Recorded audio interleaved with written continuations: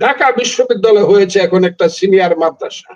একজন হিজবুত তাহরীরের একজন সদস্য আজকে ঢাকা বিশ্ববিদ্যালয়, আমার মরতে ইচ্ছা করে, ভাইস চ্যান্সেলর, আমি সেই বিশ্ববিদ্যালয়ের ছাত্র ছিলাম। আমার মরতে ইচ্ছা করে যে ঢাকা বিশ্ববিদ্যালয় থেকে গত 75 বছরে, গত 104 বছরে আমার ধারণা 10,000 মহামানব বের হয়েছে। কোথায় গেল তারা? আমাদের মরতে ইচ্ছা করে এটাকে একটা সিনিয়র মাদ্রাসা বানাইছে, আর ওইখানে রাত্রের বেলা স্লোগান হয়, তুমি কে আমি কে, রাজাকার রাজাকার ছে। এবং স্লোগানটা দিচ্ছে মন্ত্রীর মর্যাদায় বসে থাকা একটি ছেলে। ওর বাপ আলবদর ছিল কিনা আমি জানি না, তবে ওর বাপ যে একটা দুষ্ট প্রকৃতির লোভী মানুষ, এটা মুরাদনগরের মানুষ প্রমাণ পাইছে, সারা বাংলাদেশের মানুষ প্রমাণ পাইছে। তুমি কে আমি কে, রাজাকার রাজাকার। মেয়েদেরকে রাত্রের বেলায় স্লোগান দেওয়া হয়, এই মুনাফেকের বাচ্চারা, মেয়েদেরকে তো বুরকা পরাইতে চাস তোরা। জামাতের সাথে তোরা, জামাতের সন্তান, জামাতের সাথে তোরা চলাফেরা করস, ওই চরমুনায় পিসাবের বাড়িতে গিয়ে রাত্র কাদাস মোনাজাত করস। তারা তো চায় মেয়েরা বুরকা পরে এইখান থেকে করে পা পর্যন্ত থাকবে, ক্লাস 5 এর বেশি লেখাপড়া করতে পারবে না, 11 বছর পরে মেয়েরা ঘর থেকে বের হতে পারবে না। এই বেঈমানের বাচ্চারা, বাটপারের দল, তোরা আবার সেই ইউনিভার্সিটির মেয়েদেরকে এনে রাত্রের বেলা আবার এখানে গান গাওয়াস। দেখেন যেন কত তাদের মধ্যে, কত দিনের বেলা একরকম কথা, রাতের বেলা একবার কইতেছে মেয়েরা 11 বছরের হইলে পরে 5 এর বেশি লেখাপড়া করতে পারবে না, বলতেছে মেয়েরা বুরকা ছাড়া বাইর হতে পারবে না। সেই মেয়েদেরকে আবার ওই জামাতের সাথীরা আইনা রাত্রের বেলা আবার ইন্ডিয়া পর্যন্ত ঢাকা বিশ্ববিদ্যালয়ের হল থেকে মেয়েরা রাইনা করা। এই মেয়েরা যে কেন বুঝে না, আমার সন্তানেরা, আমার মায়েরা কেন বুঝে না যে এই জামাত ক্ষমতায় এলে তোমাদেরকে কিন্তু এই কালো বুরকা পরাইয়া তোমাদেরকে তখন লেখাপড়া হয়ে গেছে, তোমাদের সন্তানদেরকে, মেয়েদেরকে 5 এর বেশি লেখাপড়া করতে দিবে না। তুমি দেশে চাকরি করতে পারবে না, তুমি দেশে মাস্টারি করতে পারবে না, তুমি দেশে বিচারপতি হতে পারবে না। জামাত ক্ষমতায় আসলে, হিজবুত তাহরীর ক্ষমতায় আসলে, ওই আফগানিস্তানে আল কায়দা ক্ষমতায় আসছে, 50% মহিলা বিচারক ছিল, একজনও নাই। 60% মহিলা শিক্ষক ছিল, একজনও নাই। মেয়েরা একটু বুঝবার চেষ্টা করেন এদের পিছনে স্লোগান দেওয়ার আগে, যে এরা কিন্তু ক্ষমতা আসলে আপনাদেরকে কিন্তু কোনো কাজ করতে দেবে না, মাস্টারিও করতে দেবে না, ডাক্তারিও করতে দেবে না, প্রফেসরিও করতে দেবে না, শুধু রান্না বান্না করবে আর সন্তান উৎপাদনের যন্ত্র হইবে। কাজে এদের পিছনে ঘুরেন কেন?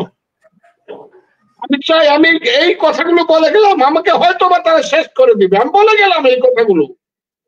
এইসব বর্বরদের পিছনে, মধ্যযুগীয় বর্বরদের পিছনে যারা ঘুরে, যারা বিজ্ঞানে বিশ্বাস করে না, যারা আধুনিকতা বিশ্বাস করে না, যারা বলে চাঁদে মানুষ গেছে বিশ্বাস করলে পরে কাফের, যারা বলতো মাইক বাদে বিয়ে করলে যারা করছে তাদের সন্তান সহি সন্তান হয় না, হ্যাঁ জারজ হয়, এদের পিছনে আমাদের ঘুরতে হবে।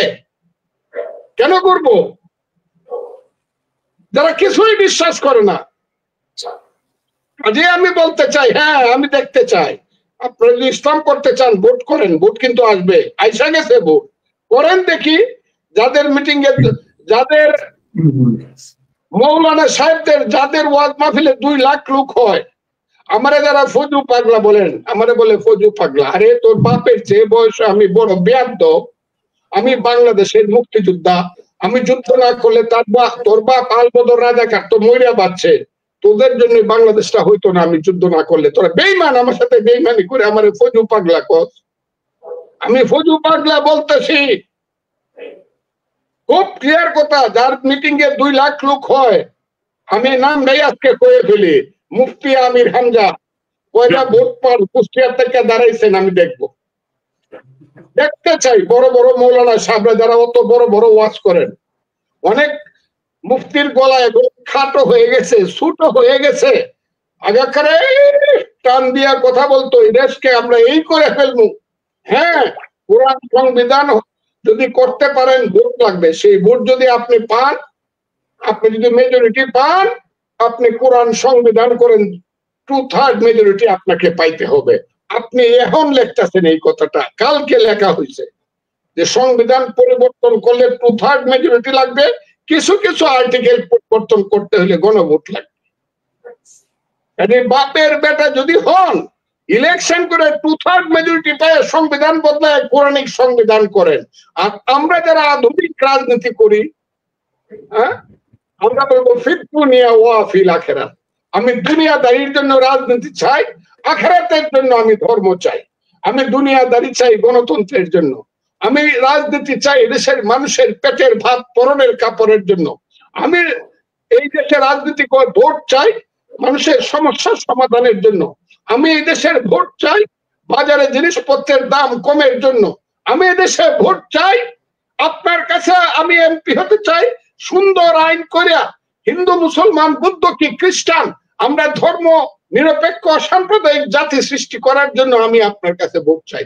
আপনি ধর্মের নামে ভোট চান আর আমি গণতন্ত্রের নামে ভোট চাবো, আমি বা উত্তরের সংবিধান নামে ভোট চাবো। মানুষ যদি আপনারা ভোট দেয় আপনি দেশ চালাবেন, আর আমারে দিলে আমি চালাবো।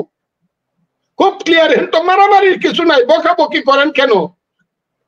কিছু কইলে এখন এই তো ফজু পাগলার অপরা যাবে নাকি জানাজা, আমি নাকি কাফের, আমার জানাজা পড়লে নাকি কেউ পড়বে না, আমি নাকি দুজকে যাব। আরে আমি দুজকে যাব না, বেহেশতে যাবো, এই সার্টিফিকেটটা কি আপনার কাছে আছে নাকি? আমি আপনার কাছ থেকে কিনতে চাই হুজুর। আর যদি আপনার কাছে না থেকে থাকে এই কথাটা বলা কিন্তু আল্লাহর সাথে করা, কম্পিটিশন করা, কারণ এটার মালিক হইল আল্লাহ। আল্লাহ জানে আমি বেহেশতে যাবো না দুজকে যাব। কাজে আজকে আমি বক্তব্যটাই দিতে চাই, বাংলাদেশে যা ঘটতেছে সবকিছুর শেষ হলো এই দেশে একটা ইলেকশন, খুব দ্রুত ফেয়ার ইলেকশন, জাতীয় সংসদ ইলেকশন। তা না হলে প্রত্যেক দিন ঝগড়া হবে। কি ঝগড়া?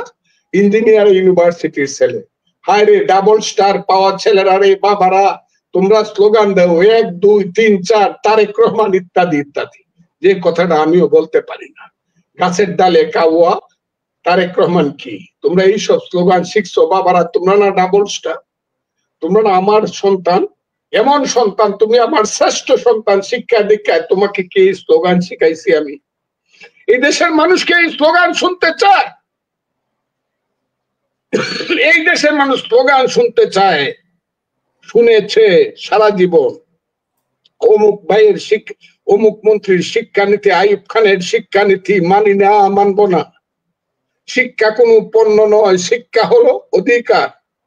স্লোগান ছিল তুমি কে আমি কে, বাঙালি বাঙালি, তোমার আমার ঠিকানা পদ্মা মেঘনা যমুনা।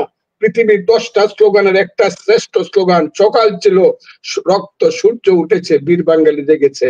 এখন বাবারা ঢাকা ইউনিভার্সিটির স্লোগান দেও, হ্যাঁ, গাছের ডালে কাওয়া তারেক রহমান, এইটা এখন স্লোগান দেও 1 2 3, আরো কত বিশ্বের স্লোগান দেও।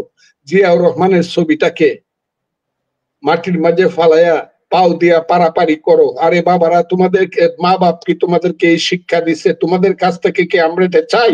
তোমরা না এই দেশের শ্রেষ্ঠ ইঞ্জিনিয়ার হইবা, ডাক্তার হইবা, তোমরা না প্রফেসর হইবা ঢাকা বিশ্ববিদ্যালয়ে। তোমরা এই ধরনের স্লোগান দিলে তোমাদের ছোট ভাইয়েরা কি শিখবে?